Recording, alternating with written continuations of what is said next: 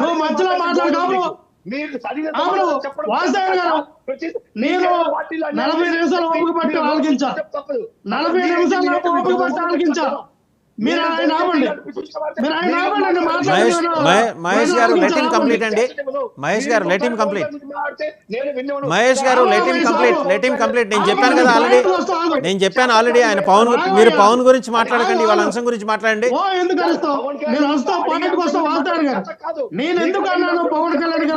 మహేష్ గారు మీరు కాసేపు ఆగండి. Let him speak. మహేష్ గారు మీరు కాసేపు ఆగండి. నేను అడిగాను, మీరు అడగాల్సింది కూడా నేను అడిగాను. మహేష్ గారు ఒక్క నిమిషం ఆగండి.